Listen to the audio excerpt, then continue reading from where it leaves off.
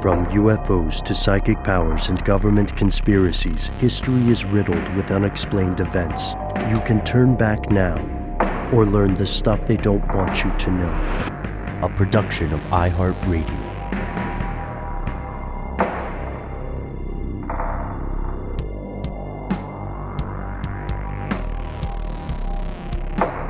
Hello, welcome back to the show. My name is Matt. My name is Noel. They call me Ben. We're joined with our super producer, Paul Mission Control Decant. Most importantly, you are here, and that makes this the stuff they don't want you to know. Brought to you by 4 people who have never been to Thailand. Tonight's tale is a strange one and may not be appropriate for all audiences due to the, at times, graphic descriptions of violence involved.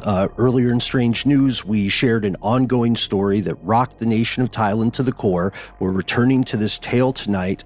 Here are the facts. How do you know I haven't been to Thailand? I asked you a few years back. Did something change?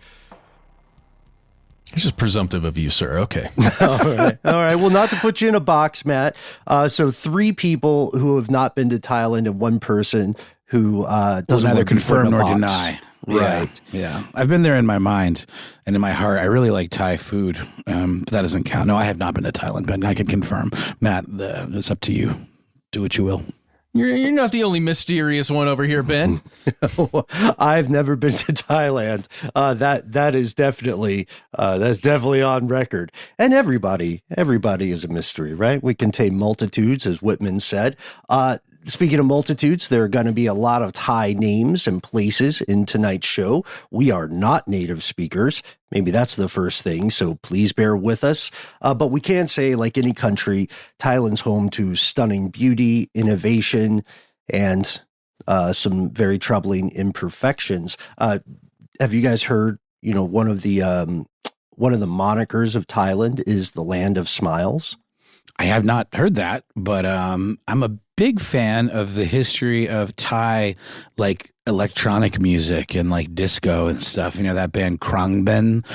They are not native Thai individuals, but they take a lot of influence from that sound. If you're into that, there's some really cool deep cut kind of records you can find from Thai artists from the 60s and 70s. Really cool kind of psychedelic, jazzy sort of dance music. Pretty cool stuff. Yeah, I've been getting really into Turkish psychedelic music from the same time period too. But yeah, Krongben is perfect. It's nice writing, studying music. It's very lo-fi and chill. And Krongben is a Thai phrase or Thai word. But I think for a lot of folks who haven't been to Thailand, it's easy to forget that, like any other country, there's a lot more at play beneath the surface, right? It is a different culture. It is a different part of the world. We were talking about this a little bit off air. Their government is extremely different from the West, especially in their practice of, help me with the French pronunciation here, the lèse majesté or lèse majesté. The rights of the king. Guessing for a silent S there, but that's my only critique. I think the rest was perfect, but who's to say? I'm not sure. I think you nailed it. So what is this idea, right? It's like if you in any way are seen defaming or insulting or threatening the monarchy, you can be locked up in jail for 3 to 15 years. Jeez. Yeah. That's not very smiley behavior. It's not. That's some pretty frowny stuff right there. Yeah. That's a good point.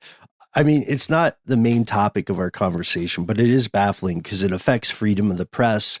It is broadly enforced. Like one example would be you can go to jail for 3 years if you step on a newspaper that has a picture of the king on it, or if you like a social media comment, you can be prosecuted. Do you think you could call a witness to say that it was an accident that you stepped on that newspaper featuring the king and like get out of it?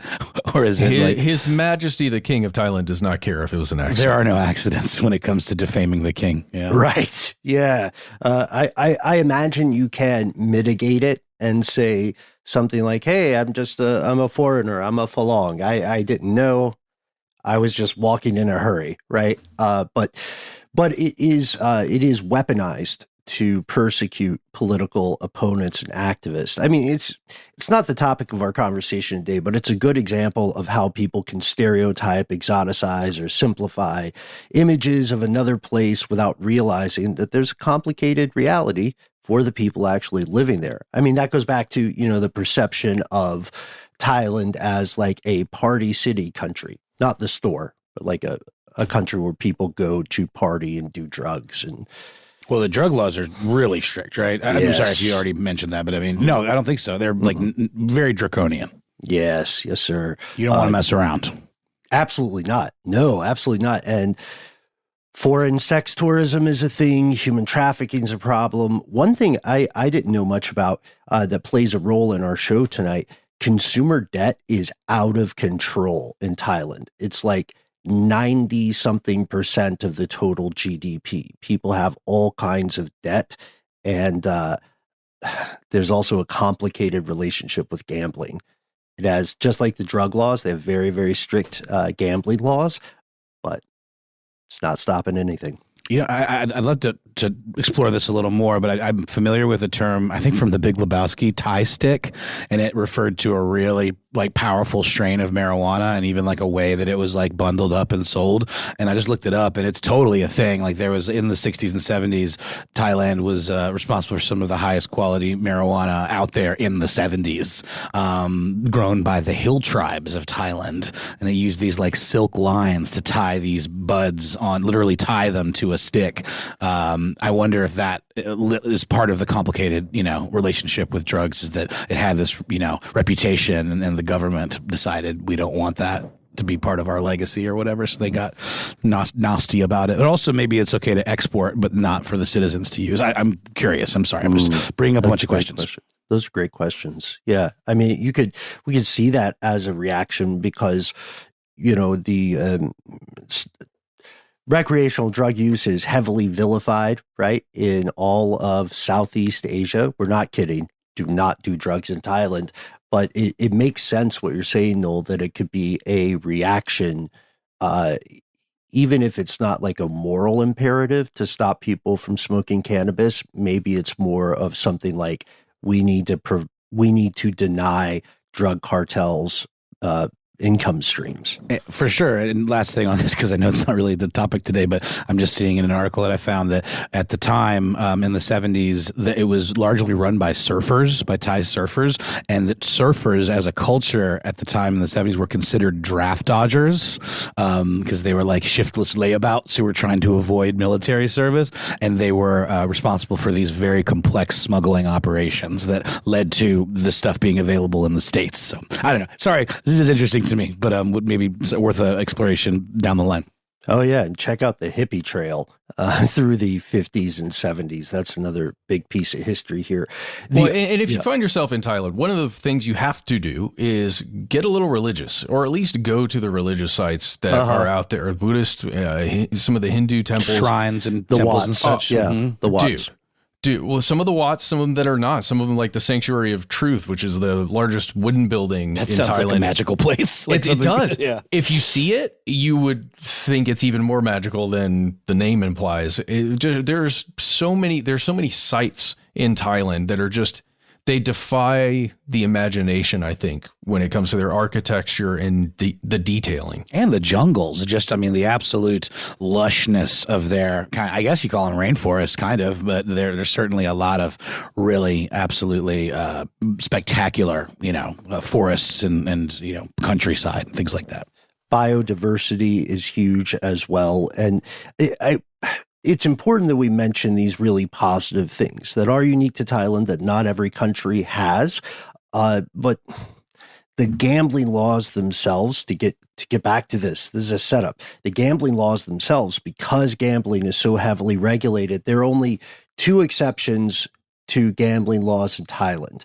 The first is horse racing, and the second is the state-supported lottery. Anything other than that is illegal. However, like more than 57% of the population is into online gambling in some way, and a lot of these gambling outfits are run by shadowy cartels. Like, you remember Spectre from the James Bond series? Of course. there's like a specter basically for some of this online gambling. A transnational group named the Outlaws, not the most creative name, but they got other stuff going on. Another thing that the West doesn't really talk about when it comes to Thailand is the number of serial killers that have been active at some point there. And part of that goes back to what you're talking about with Thai sticker, the drug trade, the hippie trail. These vulnerable populations were targeted by people who leveraged the criminal underground to get away with crimes that would not be reported, right? Or would be ignored because powerful people weren't getting targeted. That's where our story starts tonight. Because recently, last year, Thai authorities announced something new and disturbing. They'd caught what they were calling the most notorious known serial killer in the entire history of the country. A woman in her 30s named Sararat Rangsiwuthaporn. Good job. Wow. Or to her friends. That was impressive, and I'm not blowing smoke. That's very kind. Barely stuttered with that. That was very well done. Well, apologies again to all native Thai speakers. She was known as to her friends. That's what we're going to call her tonight. At least her friends called her that until she murdered them, allegedly. Whew. Here's where it gets crazy. While we are not native Thai speakers, we can speak to previous research on the phenomenon of serial killers, right, guys? It's much more rare than perceived in fiction. And there's a kind of demographic of serial killers who tend to get apprehended, right? The dumb ones. No, I'm just joking. I mean, the ones that the ones that escalate too quickly. The ones that get caught tend to overwhelmingly be male or male identifying. And they have a lot of behaviors conforming to the controversial McDonald triad theory, which I didn't know. I think in previous episodes we've talked about this, but the more I look into it, there's not a ton of later research validating this theory. No, this is like the behavioral sciences at Quantico kind of thinking, early on. But there's weird stuff in there, especially harming animals early on. Mm-hmm. That to me is one of the biggest. The whole bedwetting thing. I don't know. I don't know how much water that holds. But what's the third one? Arson. Yeah. Or fascination with fire. I mean, fire is fascinating, though. Like a harming something else that is living with a perceived callousness, right? And then viewing destruction, watching it occur with the fire, and then having some kind of uncontrollable part of your physical body. I always thought, that's a better way to phrase it. I always wondered whether the persistent bedwetting thing was a psyop meant to get in the heads of the criminals being hunted. Maybe. So anyway, if you are looking at news about this person, you will run into the name Sararat, but you are more likely to run into the ghoulish nickname the media gave her, which is Cyanide. And we don't know a whole heck of a lot about her early life, but the court documents and reporting do give us some basic information. Which is how we're going to refer to her, because I don't think either Matt or I could do nearly as good a job as Ben did on that pronunciation. But Am is a graduate of Nakhon Pathom. Oh, geez, I said that. Now I have to say this. Rajabat University. Nailed it. Yeah. Which is west of Bangkok. And some of her teachers, lecturers, profs seemed to have a similar sense of her personality. And it's the kind of stuff we hear often about serial killers, that nothing out of the ordinary about her looks or behavior, just kind of kept to herself, not really anything to write home about. She did major in public relations and graduated in 2009. Yeah. That's an interesting thing, right? The interior lives of everybody. It does seem like when you hear that about someone that stands out like this as someone who's done a lot of harm and has kind of a secret life that they're living, it is this weird, there's not a big outward show of anything, because so much is going on in the background, the stuff that nobody else gets to see. It is a pretty common thing. Mm-hmm. Agree. What's that old line? Lives of quiet desperation, right? We know that she was married and divorced with a guy named, reported sometimes as Vitun or Witun Rangsiwuthaporn. He was a senior police official in their province, Ratchaburi. He is no longer a police official. And although their marriage was dissolved, they continued to see each other and live together. It's very, again, like you're saying, the complicated stories, right? Everybody has stuff they don't want you to know. Well, and it's going to come in later, just her connection to the police department, which is really fishy to me. I think to everybody else, it's a little weird because she did have 2 children with that person, right? But then she also has this other thing going on, a common law husband. Mm-hmm. And then we'll see that 2 police officers also die in the course of this. But so fast forward to the arrest. Police arrest on Tuesday, April 25th. It's 2023, and they arrest her after a friend of hers collapses on a road trip earlier that month, April 14th. Was traveling with her friend, a 32-year-old businesswoman named Sirapan Kwan Wong, and they were west of Bangkok. They took part in a pretty common thing, a Buddhist protection ritual, which sounds pretty cool. They went to a place called Ban Pong Pier, and they were releasing fish into the river. And that feels like a wholesome hangout time to me. Sure.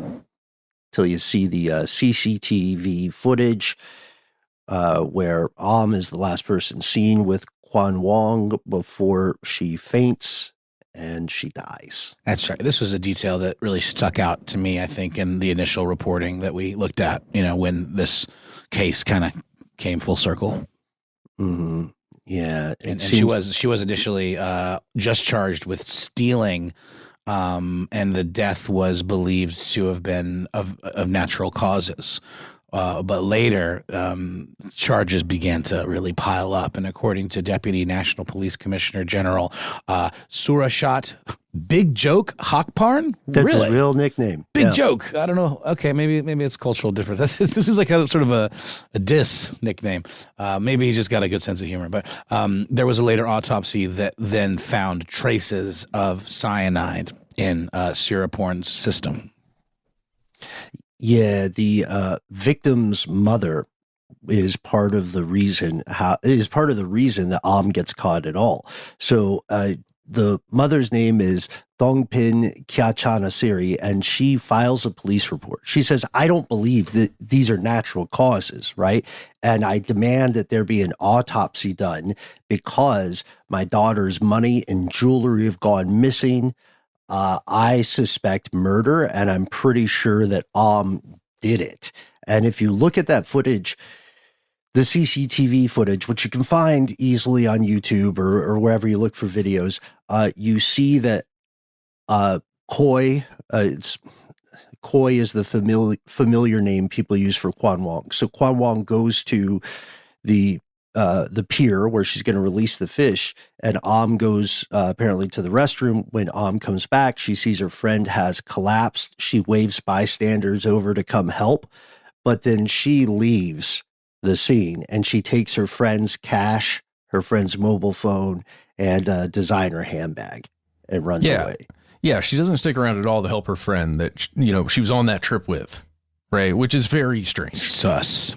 AF. Yeah. And it's also it's the moment you're talking about there, Ben, where the two of them separate and Koi goes down to the water, which is where they're headed and what they're going to do. And it gets even weirder when you start hearing where this is only one case out of a bunch of them we're going to talk about, but there's something similar here with like sharing something that is ingestible. It can be one of many things, but sharing something or taking something to drink or eat. It's the same kind of red flag that we saw around that Australian case that you brought initially, Matt, I believe, with the mushrooms and was it like a beef Wellington or something? Like it was some, again, shared food items and then all of a sudden people are falling ill or dying. That was obviously one situation, but this is many. But yeah, I think that was what initially caught our attention about that story too, where it's like, something funny's going on here. What we're going to find in this is that, like, I didn't even think about possibly giving somebody a pill and telling them, hey, this is a vitamin. Yeah. Supplement. Also, yeah, don't take pills from people. No, unless it's in a package.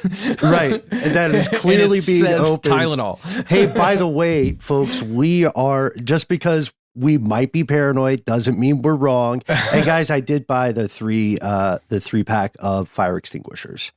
Yeah, dude. Yeah. So next time we hang out, they should be here. It has nothing to do with anything, unless you've heard an earlier conversation we had about this. Anyway, yes, it goes deeper, and I think you're right, Noel. There are similarities. That Australian case stood out to me as well. The mother has some juice. The mother, Coy's mom, has some juice. She knows people who know people, so she is able to get the case directly to the deputy police chief, General Surachate Big Joe Kakbal, and she says, "Look, I'm afraid that if this goes to the local Ratchaburi police, it'll be buried or it'll be ignored."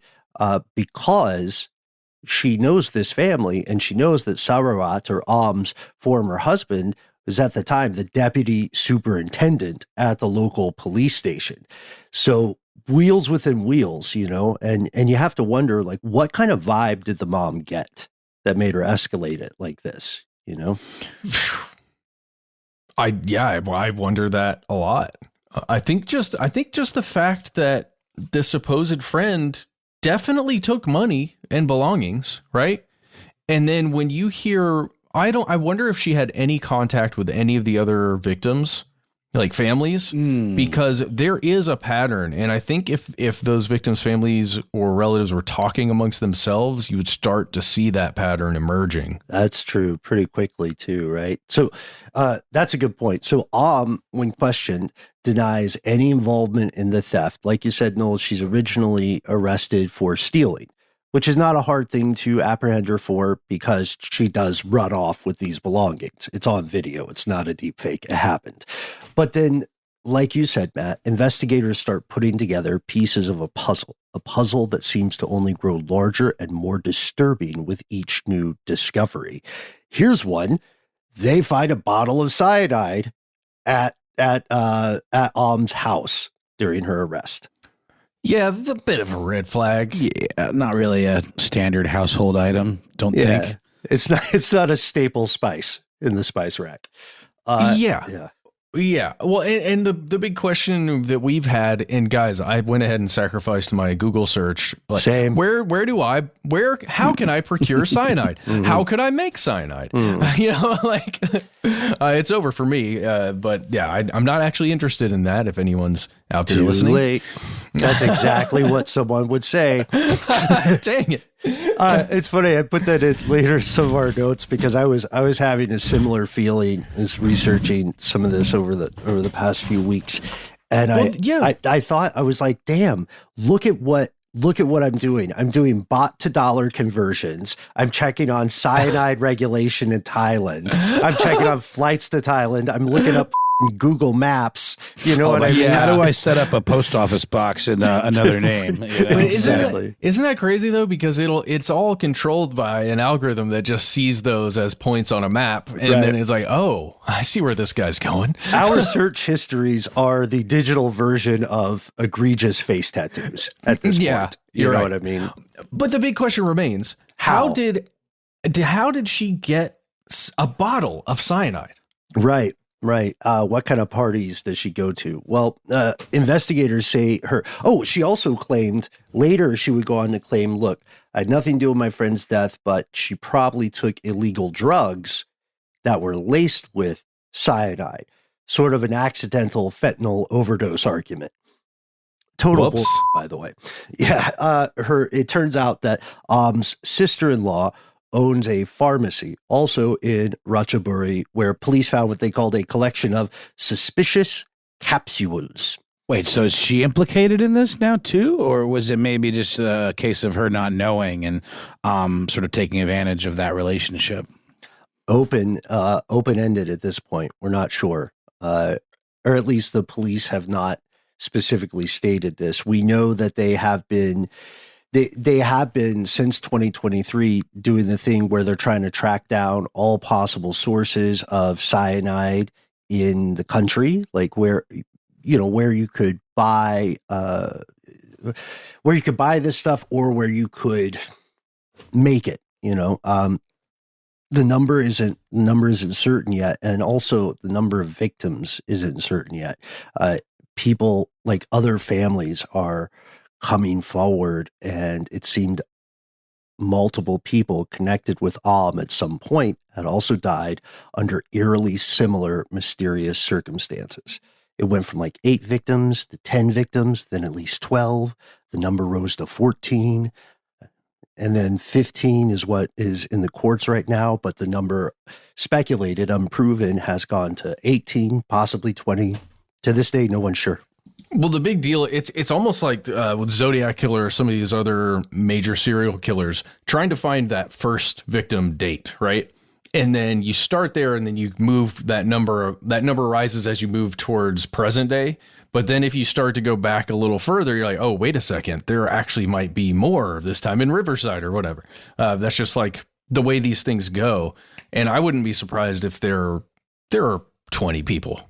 I mean, yeah, that first date victim is one of the big questions. Like you said, it's tough to answer. Is it 2015? Like Thai authorities are saying? Is it 2005? Because we're going to have to discuss a little bit about the science of autopsies and the bureaucracy and just the chemical, the group name cyanide, right? Yeah. Maybe the big question is what was the inciting incident that made that escalation to the first poisoning? Like what is that thing that pushed her there, right? If she is in fact the serial killer that's killing people with cyanide. Because I was just I was thinking back, because she graduated in 2009, right? Right. So if it started at college, that would kind of match up, right? A 2005 date. Yeah. If the 2005 date is our date, Yeah. Anyway, this is fun. I would want to go as deep as possible down this rabbit hole, but okay. Yes, for sure. And we will go at least as far as the information we have currently leads us after a quick word from our sponsor.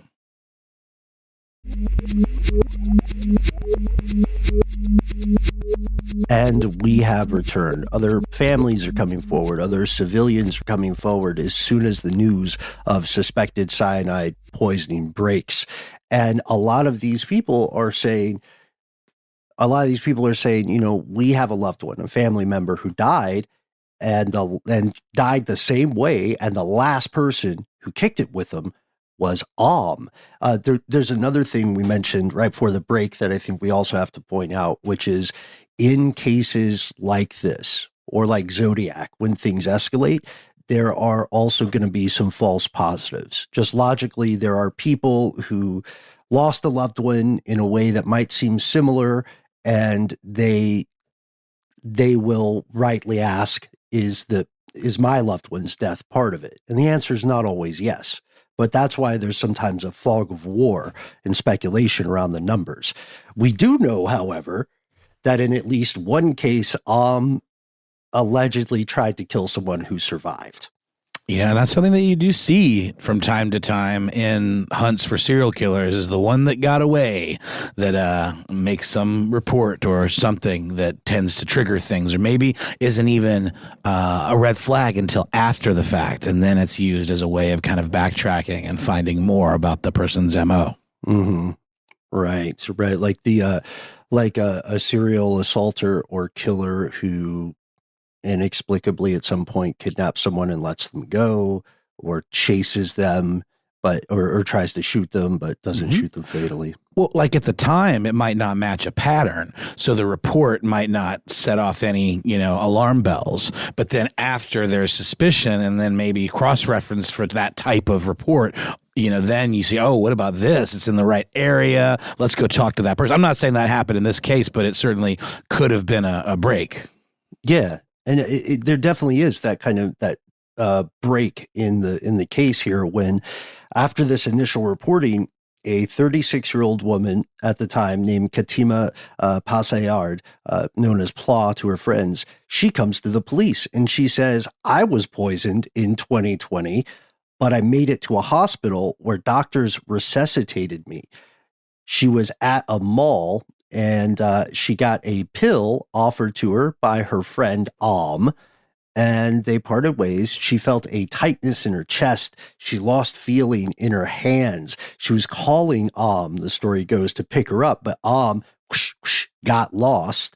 And so someone contacted emergency services and they were able to keep her alive. Well, yeah, but the way I've read the story is that she was trying to call and was kept canceling the phone call, basically. You know what I mean? Like someone sees there's an incoming call, it just hits decline. That's what she was saying happened, but she got through to, there's a hotline number, 1669 there that she called and was able to get through, which thank goodness. But she, at the beginning, she was unsure that it was poisoning. She thought, oh, well, something is just wrong and I'm having a medical emergency. Sure. And then she sees some of the reporting and other events occurring and thinks, oh, wait a second.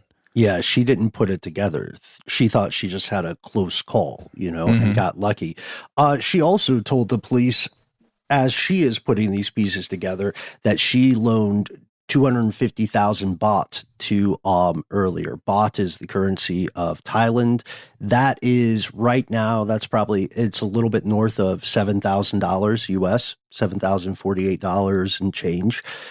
So there was a financial incentive, it appeared.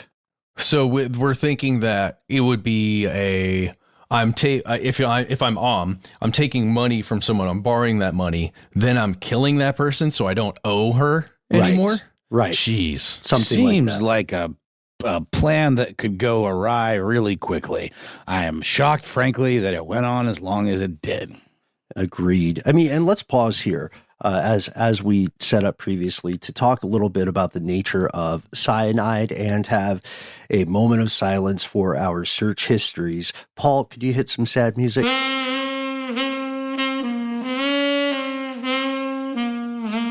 There we go. I think this is an area where in our initial conversations about this, we all had questions about how cyanide acts on the body, what kind of traces does it leave behind, how long does it stick around in the body. So this is, I think, exciting for all of us to kind of get to the bottom of it. I think we on the fly kind of answered some of those questions at the time, but this is a much deeper dive here. So this is very cool. I mean, it's not cool. It's horrific. Well, we're talking about sources of cyanide poisoning first, right? Yeah, so how does it exactly. actually get in your system? I think we've probably heard that cigarettes can often contain cyanide. We've heard that. Yes. But often I think it's like how much of that is the anti-smoking, I don't want to say propaganda, but it's the anti-smoking message, right? Yeah, like saying it contains jet fuel or whatever, We know there are additives to cigarettes, right? Sure. Yeah. But I think cyanide is just one of those oh, wow, okay, that's scary, but I've heard that. We also know there are allowable levels of mercury in fish that people can consume. So, anyway. Yeah. Mercury doesn't, kill you. No, that's the thing, right? Like in fiction and in those atrocious spy novels and all that stuff, cyanide is often portrayed as this super secret, fast acting thing. Only MI6 know and Nazis know about it or whatever. But to your point, Matt, it might be surprising for a lot of our fellow conspiracy realists to know that you can be exposed to this toxin from everyday chemicals and even common foods. Stuff like lima beans, yucca, cassavas, almonds, apple seeds, burning plastic, smoke from a house fire. Yeah. Is that one of those things where isn't lima beans one of those things where you can cook it down in a certain way and get and extract some bad things from it, like the Breaking Bad thing with the ricin? I This didn't know episode about that. brought to you by the Anarchist Cookbook. I see. Okay, God, I knew about pits, right, in some fruit, right? Sure, Specifically cherry, the stones in cherries, and how Apricots dangerous and that peaches. is. Yeah. But I've heard that's really dangerous, but I never really understood, I guess, that you could weaponize it in a way. I thought it was just be careful with it. Oh, man. Quick cursory Google. Most cooking research related to cyanide removal has been conducted on cassava. Boiling in water for long periods of time, greater than 30 minutes in a large excess of water, is the most effective method for reducing cyanide. 80% of the original cyanide will be removed. So that's extraction in terms of making it safe to eat. But I guess what do you do with the extract, man? You know? But is that like with all root vegetables where it absorb, like they absorb things in the ground? Or are we saying cassava and like yucca just has that in it? It's Bamboo just in shoots too. Yeah. Oh, Yeah, Lord. they got that dog in them, man. But the it also That's why cyanide's a preparing root your term. own dry beans is something you got to be a little bit careful about. Like if you're not using jarred or whatever canned beans that are pre-cooked, if you're doing it from the raw beans, soaking them and stuff, you do have to be thoughtful about that because you can accidentally not do it right. Yeah, and one common misconception that the fictional stories miss is that cyanide in general refers to any chemical that contains a carbon-nitrogen bond. The issue is that lots of stuff contains cyanide, but they're not automatically deadly poisons as a result. So we're not trying to also be alarmist about beans. Just to put that out there. No one needs to be scared about eating their vegetables, right? You should follow the directions though. Yeah, for sure. Maybe don't take vegetables from strangers. I don't know. Don't take vegetables or pills from strangers. If someone says, "Hey, do you want a pill?" and you say no, and they say, "Hey, do you want this handful of lima beans?" also say no. It sounds like a Jack and the Beanstalk kind of scenario. Exactly. It really does. Yeah. So like sodium cyanide, potassium cyanide, hydrogen cyanide, these kind of things are, they all have that carbon-nitrogen bond, and those things can be lethal. But there are a bunch of other compounds called nitriles. You probably ingested them. That's the stuff in the cassava, the almonds, and so on. If you do have a case of cyanide poisoning, of acute cyanide poisoning, it does kill people quickly. It works. It doesn't like 2 to 5 minutes and then they're dead, heart failure. But it's not a silent killer. That's why it's weird for it to be so commonplace in espionage fiction, because if you are a medical professional, you know what you're looking for. It is pretty much impossible to hide cyanide poisoning. In a lethal dose, that stuff is readily apparent in a corpse for several months after death. That's what you mean by silent killer, like undetectable, I guess, kind of thing. Right. Okay. Yeah, that makes sense. Yeah, and it's also a very painful death, right? I mean, so it's an effective poison if you want someone out of the picture, but it's not something you would realistically use if you want to avoid getting caught. So it's kind of amateur hour to use it. Well, unless it's in your fake tooth, right? And you're getting tortured. Or you're killing yourself, right? Yeah, exactly. Which also, I don't know, apparently it's something that chemists have used historically when they commit suicide. But the reason they do it is not because it's painless. It's because it's one of the most certain ways to do it, to end your life. And it's just an ugly thing to think about, unfortunately. Well, I feel better. Yeah. I don't. So fun at parties. Okay, let's get back to the investigation, though. So that's a little bit of cyanide science, right? That's a little bit of why this is unusual. One of the first questions we could all have is, okay, so guys, you're saying this kind of poisoning is readily apparent. In an autopsy, people know what they're looking for. So how did someone do this for so long, right? Or with so many people? We'll get to that toward the end, but right now, maybe we talk a little bit about the unfolding of the investigation. Authorities said, hey, owed a lot of these victims money.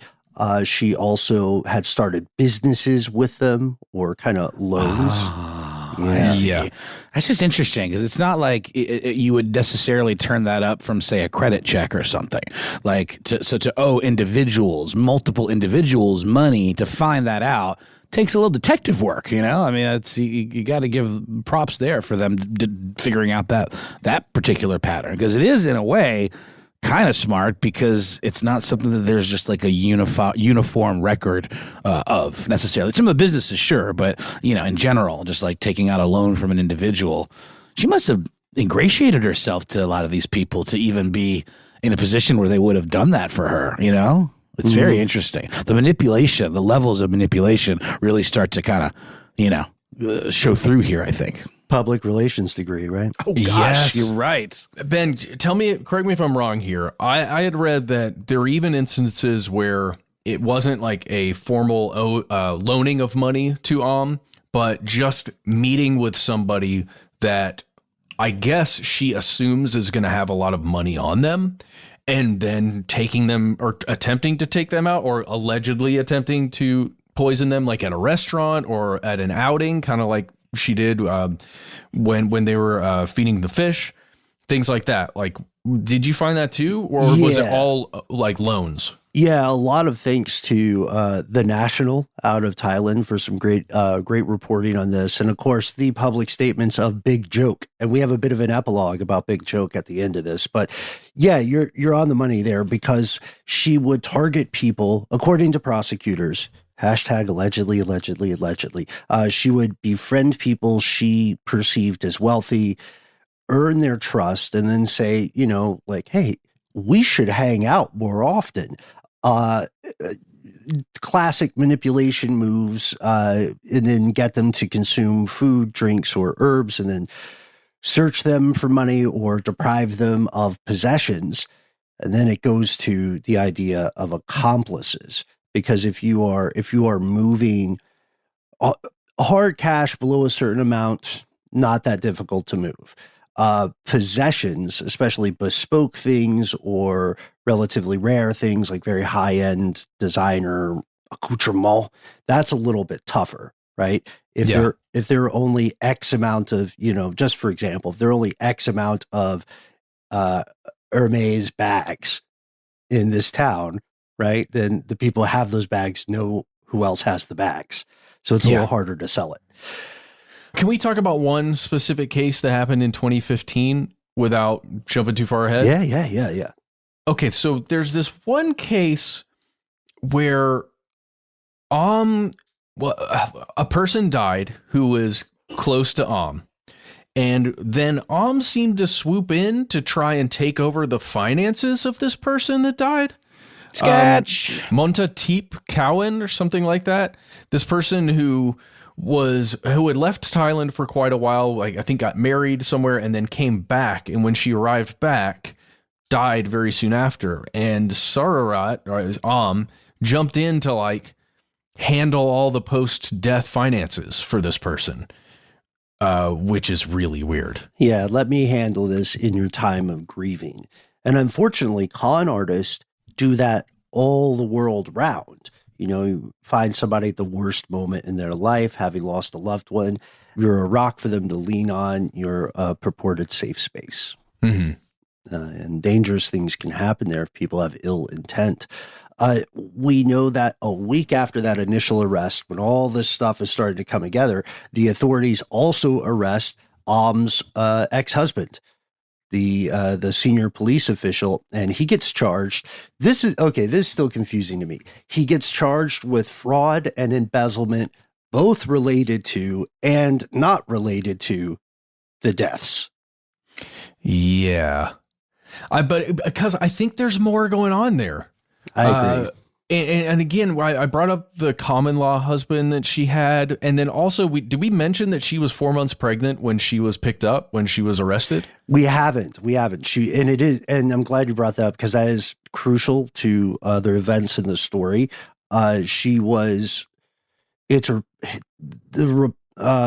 term of her pregnancy gets reported at different months depending on where you look, but she's definitely pregnant at the time of Koi's death. Well, so it brings up this issue of interpersonal pressures.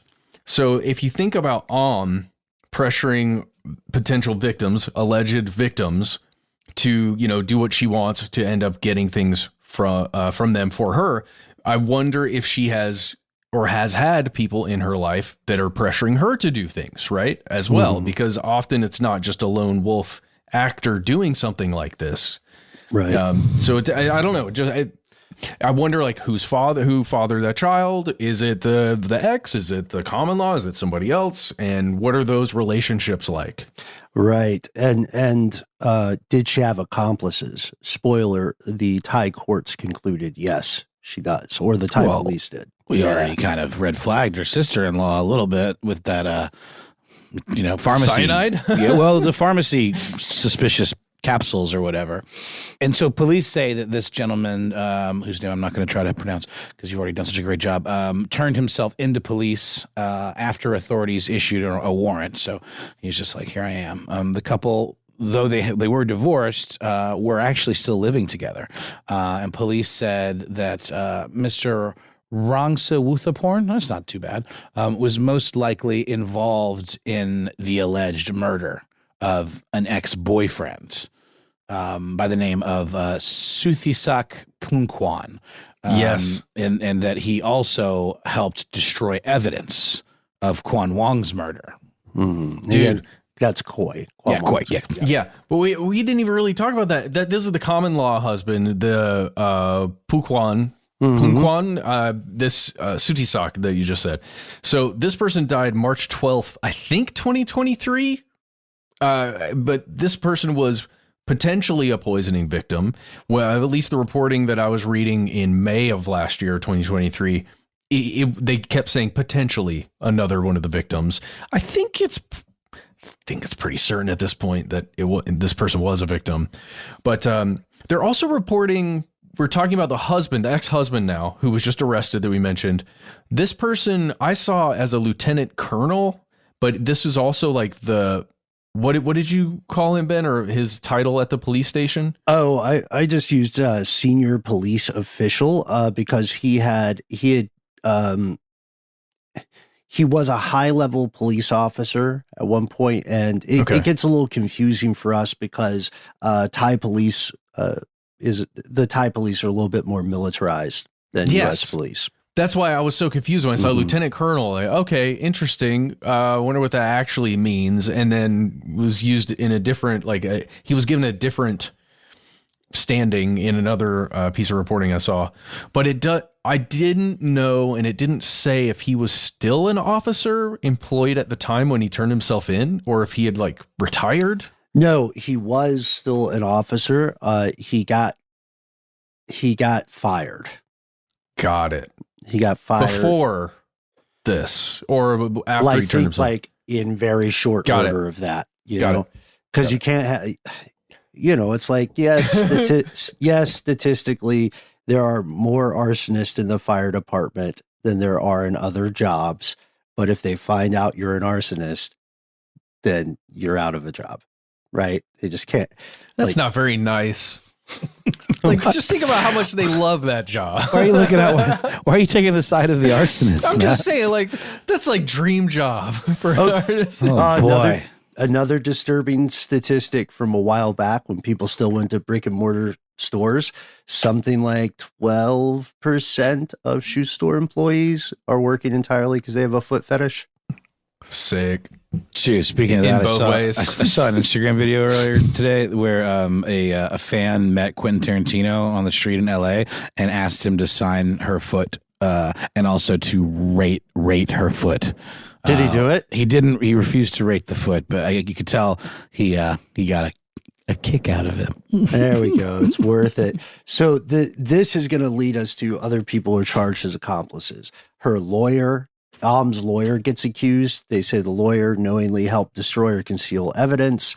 They're saying she couldn't have gotten away with it for as long as she did. But they also discovered something very important about the motive. And we're going to take a quick break for a word from our sponsors. When we return, we'll break it down.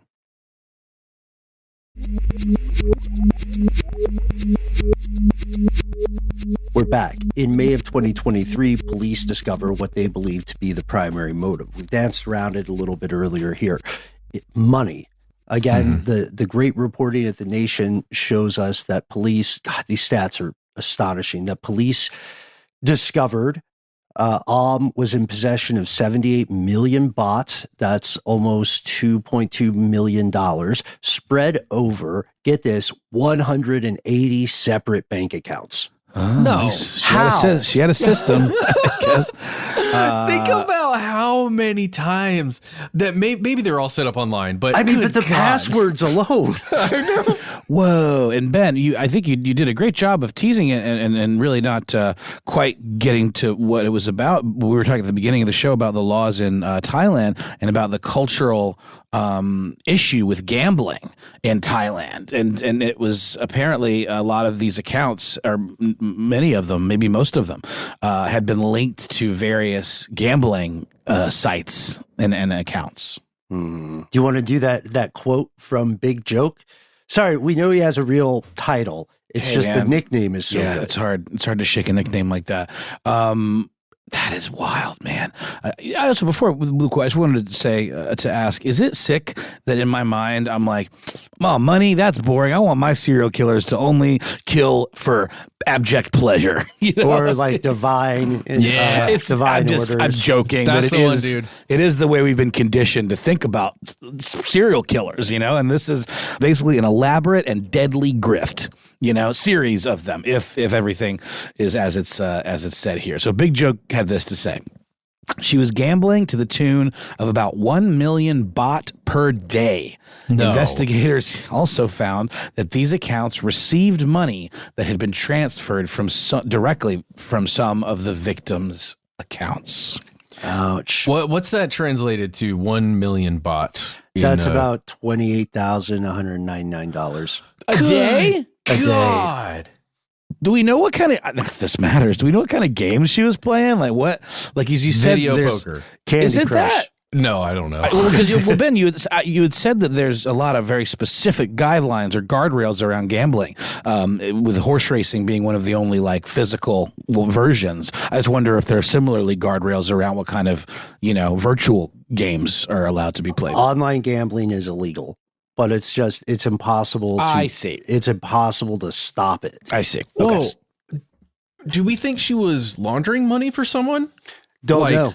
We don't know. Because if you're spending that much money a day, pushing it through various whatever gambling sites, casinos, whatever it is, I imagine that you're actually moving that money for somebody. It just seems like a risky way to move money, though, because you got to place bets. You know, I mean, like you could lose it. You wouldn't be able.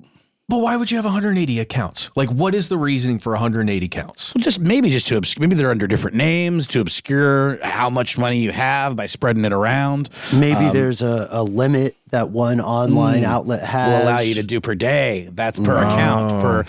And also you got to wonder too. It seemed like she was really keen on quote unquote taking over people's accounts and finances. You got to wonder if she maybe just did that too with some. I don't know. I mean, that's true. That's possible, right? Because what they're saying that the accounts belonged to her, but that's not quite the same thing as saying that she used her real name on all of these. And this leads to two other big issues in Thai society. This online gambling thing that we've mentioned, it doesn't seem to have the same sort of in-practice regulation that you'd be familiar with in other countries.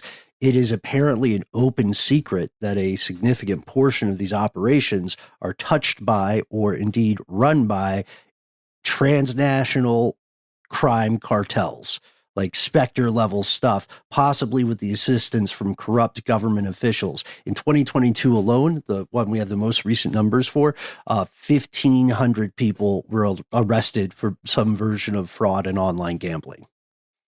Good God. It really makes you think about the folks on this side of the pond who cheat at multiplayer games, right? The little hacker guys on Call of Duty or what? I can't remember. Yeah.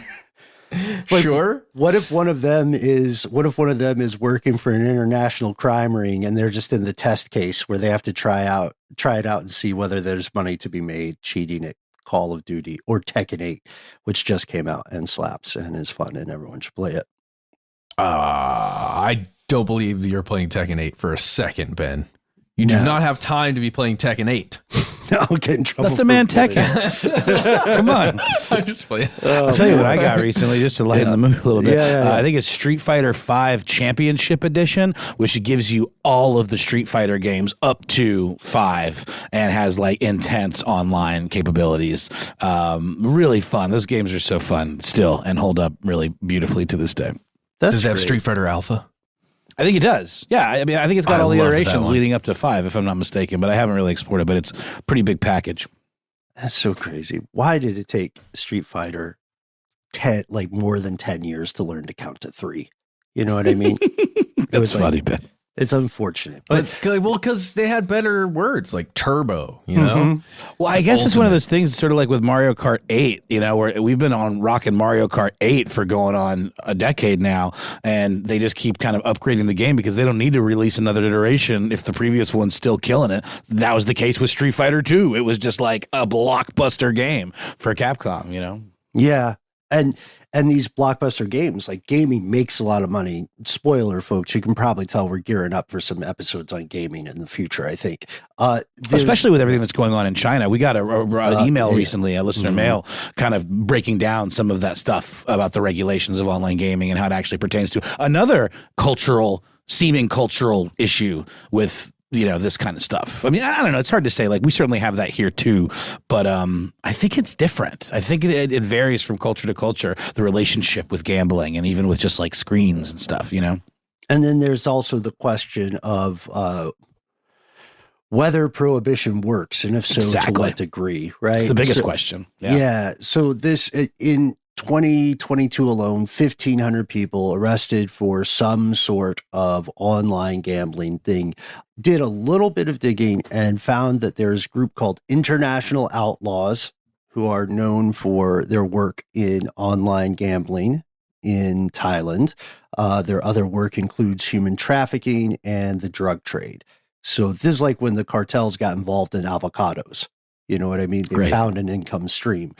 And the second thing this triggers in Thailand, which is going on today still, is a national concern among the Thai public, a concern that we share here, which is how easy is it to get cyanide or make cyanide?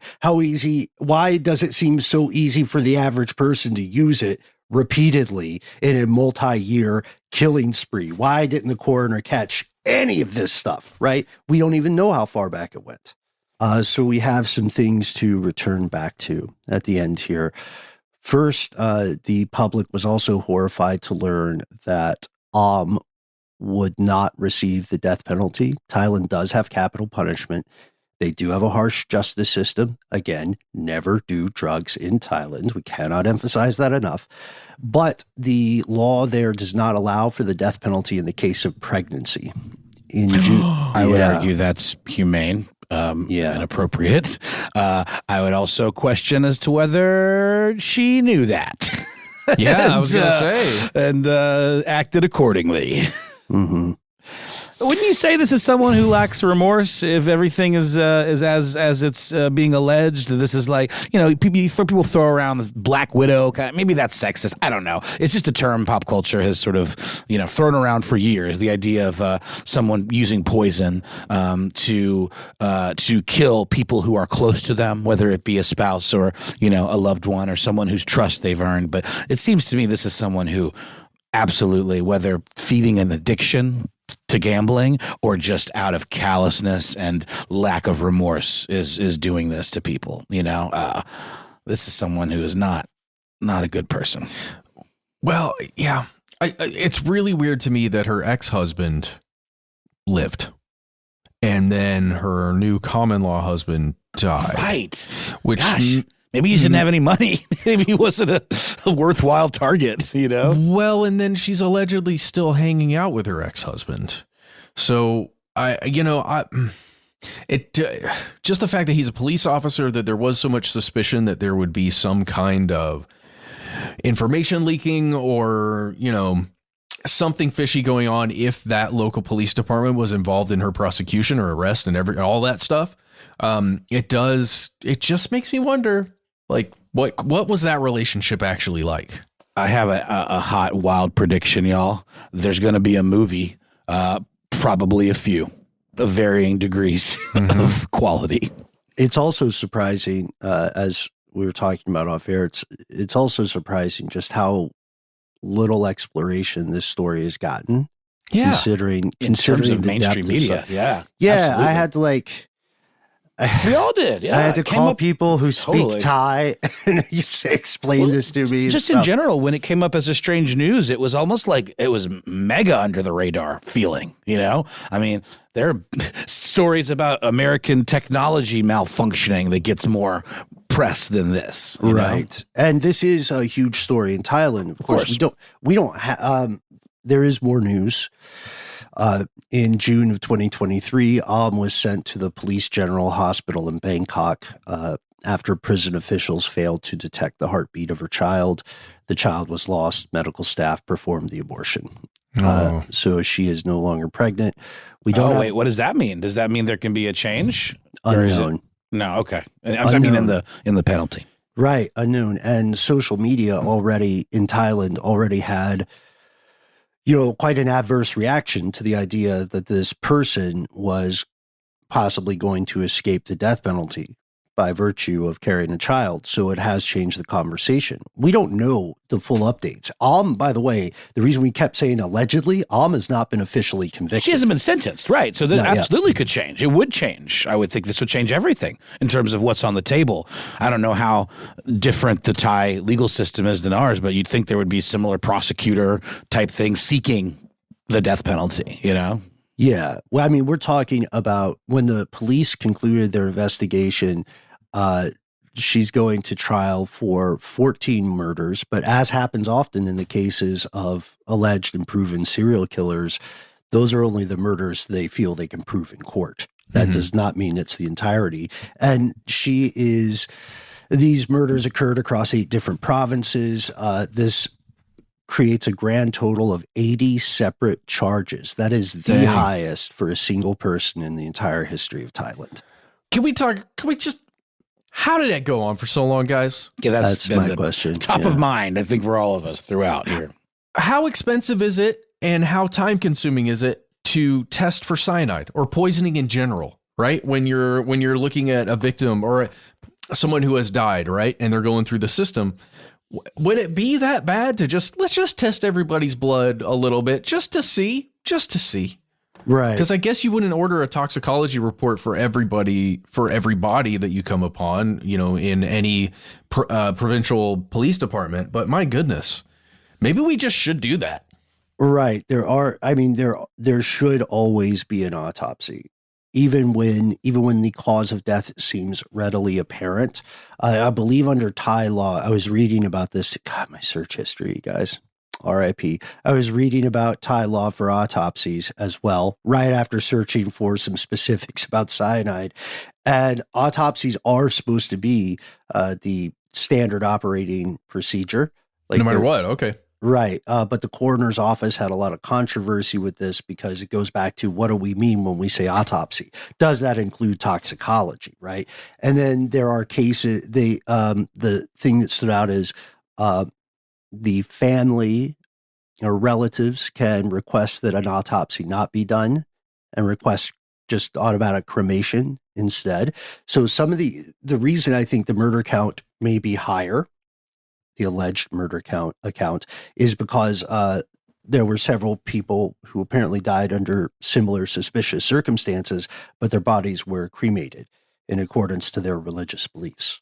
I think that goes on the suspicious list. The moment a family member says, no autopsy, please, be like, oh. Yeah, the police can say, with all due respect, yeah, sorry, man. You just say, okay, and then you go do the autopsy. Anyway. Right. But, it's up to the discretion of them. It's like, if you're standing by a burned down house with a can full of gas and a handful of matches, right? So yeah, you don't need to, this is just a natural fire. No need to look into this one. Yeah, I think it was the wiring. Anyway, so this leaves us with more questions. One of the last updates you can find in the West is that filed a defamation case against a guy who is a prominent coordinator for claims of the victims, kind of an organizer for group statements from them or from their families. And that defamation suit, Thailand, again, takes this very seriously, even if you're not the king. But that defamation suit was dismissed by the courts about 4 months ago. So things are moving forward. There's a huge concern in Thailand overall about autopsy procedures and that big question. How did one person, a troubled civilian with no training, get away with these horrendous acts so often for so long? Perhaps most troubling, is it possible someone else could be doing the same? Well, I mean, nothing really indicated this along the way, but it does make me wonder if there was an inside person with law enforcement even, like someone helping cover the trail or whatever. I don't know. It just doesn't seem like it makes sense for this to be able to have gone on for so long. Who was that 78 million bought for? Right. Who was it for? Why would she need to go and take more victims to get small amounts of cash like that? Because she didn't get huge amounts from every victim, but like, what is she using that money to fuel, and who's benefiting from it besides her? That's the big question, I think. Kind of like the question about the various strings leading off from the story about the 2 Oklahoma guys who got busted for cannabis tracking. And we've received some excellent correspondence about that, folks, quite recently. So thank you for the letters. Keep them coming. Give us new leads on different episode topics you think your fellow conspiracy realist would enjoy. Let us know what you think about this case, because again, we're being fully transparent. We don't have all the answers here. This person has not been convicted in court, but there are deeply, profoundly disturbing things about this case, even aside from the headlines. So tell us where you think these puzzle pieces go. We can't wait to hear from you. We try to be easy to find online. That's right, and we hope that we succeed. You can find us at the handle Conspiracy Stuff on Facebook, on YouTube, and also on the social media platform formerly known as Twitter. People call it X, some people. You can also find us at Conspiracy Stuff Show on Instagram and TikTok.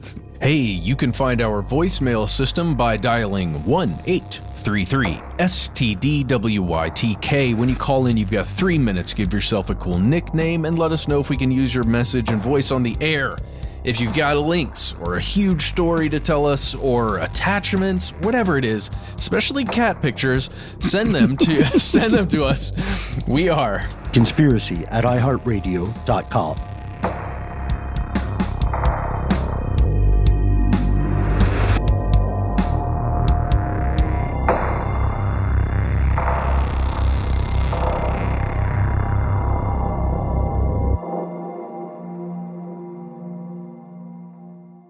Stuff They Don't Want You to Know is a production of iHeartRadio. For more podcasts from iHeartRadio, visit the iHeartRadio app, Apple Podcasts, or wherever you listen to your favorite shows.